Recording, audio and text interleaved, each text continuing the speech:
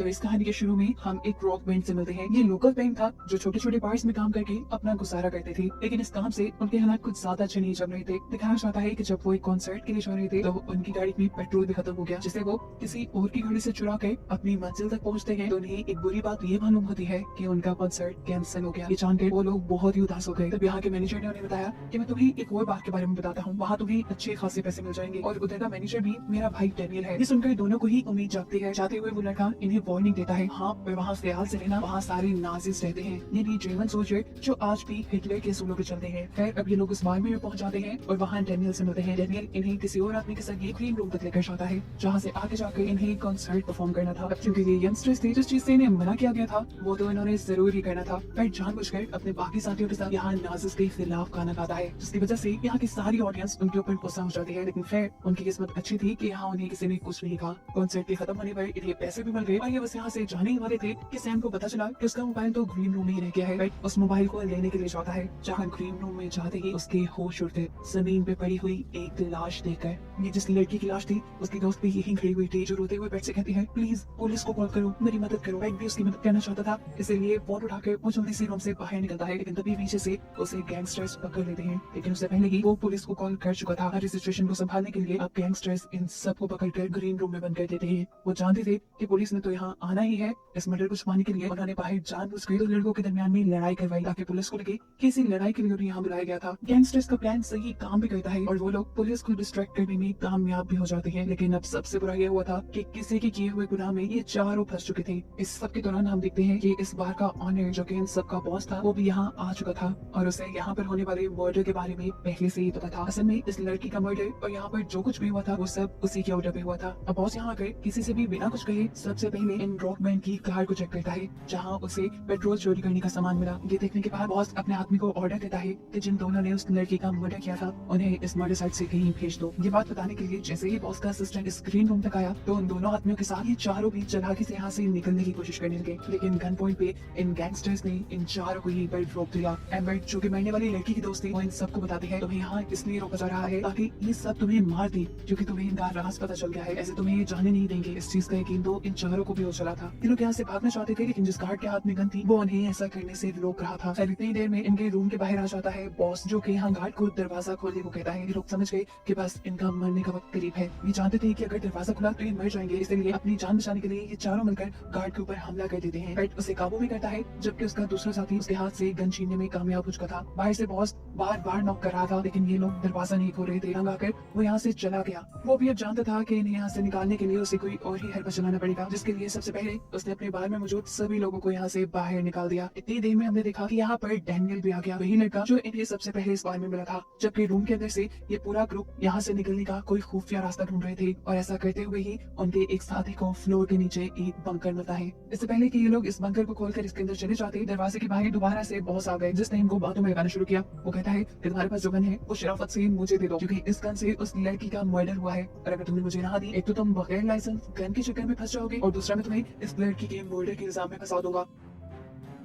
ये सुनकर ये लोग भी डर गए और बैट अब दरवाजा खोल के वो गन बॉस को बाहर देने के लिए जाता है। एम्बर जो ऊपर रूम की वेंटिलेशन पर खड़ी बाहर की सारी सिचुएशन देख रही थी, वो देखते हैं कि बॉस के साथ लोग इन लोगों को मारने के लिए खड़े हैं, जो इनके दरवाजा खोलने के इंतजार में है। इससे पहले कि वो कुछ बताती, ये लोग गन के साथ बैट का हाथ भी पकड़ चुके थे, वो उसे खींच रहे थे। लेकिन यहाँ उसके बाकी साथी उसे बचाने लगते हैं और किसी तरह उसके हाथ को अंदर करके ये दरवाजा बंद करने में कामयाब भी हो जाते हैं। लेकिन इस सब के अंदर बैट का हाथ बुरी तरह कट चुका था और वो तड़प रहा था। इनके दरवाजा बंद करते ही वो गार्ड जिसको इन्होंने काबू किया हुआ था वो भी इन्हीं के ऊपर हमला करने वाला था, जिसके हमले से बचने के लिए एम्बर उसी के ऊपर हमला करते हैं। वो उसकी गर्दन पे चाकू रख चुके थे और गलती से ये चाकू चल गया और एम्बर के हाथ से उस गार्ड का मर्डर हो गया। ये लोग पैनिक तो हुए, लेकिन कहीं ना कहीं ये लोग इस सिचुएशन के लिए पहले से तैयार हो गए थे, क्योंकि ये जानते थे यहाँ किसी न किसी को तो मरना ही है। खैर ये करने के बाद बॉस भी कमरे के बाहर से जा चुके थे। ये लोग दोबारा अपने मिशन पे इन यहाँ से निकलने का रास्ता ढूंढने में लग गए। इन्हें जो फ्लोर के नीचे बंकर मिला था, ये लोग उसमें जाने का फैसला करते हैं। इन्हें उम्मीद थी वहाँ से भी बाहर जाने का कोई रास्ता मिल ही जाएगा, लेकिन जैसे ही ये लोग नीचे गए तो इन लोगों के होश ही उड़ गए ये देखकर कि ये जगह एक पूरी लैब थी जिसके अंदर ड्रग्स बनाई जा रही थी। और असल में वो गैंगस्टर, वो बॉस अपने इसी बिजनेस को छुपाने के लिए तो चाह रहा था कि पुलिस यहाँ ना आए। ये बात वो समझ चाहते हैं। बाहर बॉस से अब डेनियल मिलता है। बॉस डेनियल को ये काम देते हैं कि जाओ जाकर उस रॉक बैंड को उस कमरे से बाहर निकालो। डेनियल सवाल करता है कि आखिर वो उस रूम में है क्यों। जवाब में बॉस उससे झूठ बोल देते हैं कि उन्होंने हमारे साथी का मर्डर कर दिया है। ये सुनकर डेनियल को भी गुस्सा आ गया। उस समय वो उन सबको मारने का फैसला कर लेता है, लेकिन यहाँ बॉस उसे मना कर देते हैं। कहते हैं मारना नहीं है उन्हें, बस बाहर निकलना है। अंदर उस ग्रुप को दिखाया जाता है जो यहाँ से बाहर निकलने की हर कोशिश कर चुका था, लेकिन किसी भी तरह से कामयाब नहीं हुआ। तो अब इनके पास एक ही रास्ता था कि ये लोग दरवाजा खोल कर ही बाहर निकलेंगे। जैसे ही ये लोग बाहर निकले तो बॉस के असिस्टेंट ने उनके ऊपर डॉग्स छोड़ दिए और ये डॉग सबसे पहले उनके एक साथी के ऊपर हमला करके उसे मार देता है।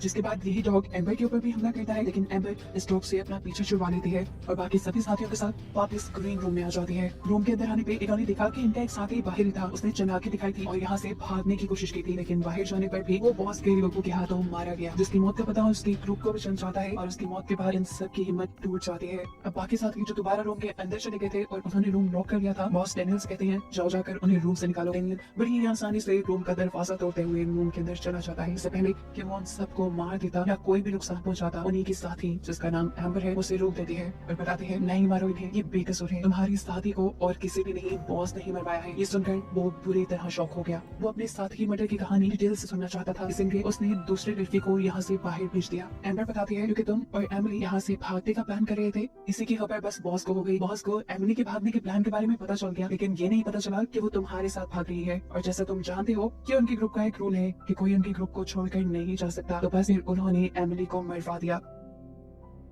असल में बॉस को डर भी था कि अगर कोई ग्रुप का मेंबर उनके ग्रुप को छोड़कर जाएगा तो वो आगे के लिए उनके लिए मुसीबत साबित हो सकता है। अभी तक किसी को ये बात मालूम नहीं थी कि एमिली डेनियल के साथ भागने वाली थी। यहाँ डेनियल जब अपने दूसरे साथी को बाहर भेजता है तो उसे देखकर बॉस समझ गया कि अंदर कुछ खिचड़ी पक रही है। वो अंदर जाकर इंटरफेयर नहीं करता, बल्कि बाहर से ही डेनियल की कार चेक करता है, जिसे चेक करने पर उसकी कार की डिक्की में डेनियल का सामान और साथ ही साथ उसके साथी का सामान और उनकी एक पिक्चर मिली, जिसे देखकर वो समझ गया कि उस लड़की को भगाने वाला और कोई नहीं बल्कि डेनियल ही था। और अब डेनियल की भी जान के पीछे पड़ गया। जबकि दूसरी तरफ ग्रीन रूम के अंदर डेनियल ने फैसला कर लिया था कि वो सब लोगों को यहाँ से जिंदा सलामत बाहर निकालने का, लेकिन जैसे ही वो बाहर निकलने लगा तो अपने ही लोगों के हाथों मारा गया, क्योंकि उसे ये बात नहीं मालूम थी कि बॉस सब सच जानते हैं और अब वो उसकी भी जान के पीछे हैं। बाहर तो ये निकल ही गए थे, ये लोग हिम्मत करते हैं आगे बढ़ने की, लेकिन अफसोस कि गैंगस्टर्स के लोग इनके ऊपर फायरिंग कर देते हैं, जिसके चलते सैम भी मारी जाती है। अब बचे थे पेट और एम्बर, जो दोनों डरते हुए दोबारा ग्रीन रूम के अंदर आ गए। वो बहुत ही ज्यादा डरे हुए थे, नहीं जानते थे कि उन्हें अब क्या करना है। बॉस भी अब दरवाजा खुलवाने की या उन्हें बाहर निकालने की कोशिश नहीं करते, बल्कि वहाँ पर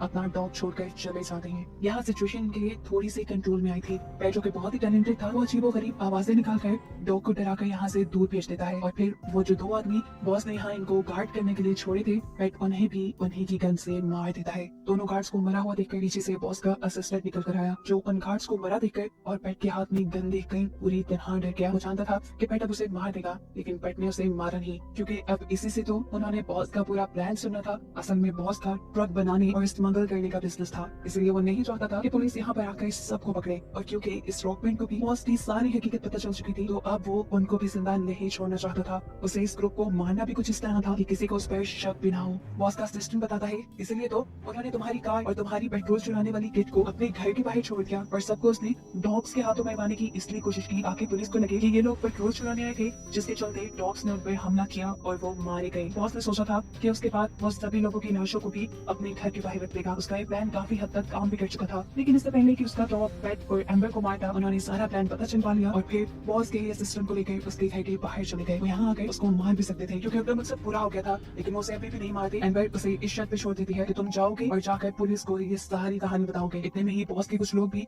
उन दोनों को यहाँ सेंस कर लेते हैं। वो उन्हें मारने के लिए आगे बढ़ रहे थे, लेकिन यहाँ एम्बर ने अपनी गन चलाते हुए उन दोनों को मार दिया। गोलियों की आवाज सुनकर बॉस भी घर से बाहर निकले। इन्हें देखते ही वो अपनी पिस्टल निकाल कर इनको शूट करने वाले थे, लेकिन एम्बर उससे पहले ही उसी को शूट करके मार देती है। जिसके बाद दिखाया जाता है कि अब पेट और एम्बर ही जिंदा बचे थे, जो यहाँ पुलिस का इंतजार कर रहे थे। इन्हें अपने साथियों के मरने का दुख था। दोनों खामोश थे और इन्हीं को दिखाते हुए ये कहानी यहाँ खत्म हो जाती है।